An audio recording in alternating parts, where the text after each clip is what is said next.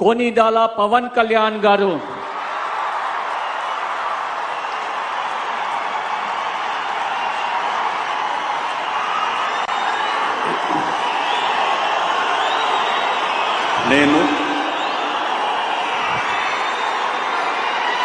कोनिदల पवन कल्याण अने नेनु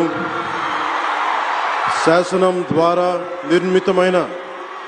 భారత రాజ్యాంగం పట్ల నిజమైన విశ్వాసం విధేయత చూపుతానని భారతదేశ సార్వభౌమాధికారాన్ని సమగ్రతని కాపాడుతానని ఆంధ్రప్రదేశ్ రాష్ట్ర మంత్రిగా నా కర్తవ్యాలను శ్రద్ధతో అంతఃకరణ శుద్ధితో నిర్వహిస్తానని భయం గాని పక్షపాతం గాని రాగద్వేషాలు గాని లేకుండా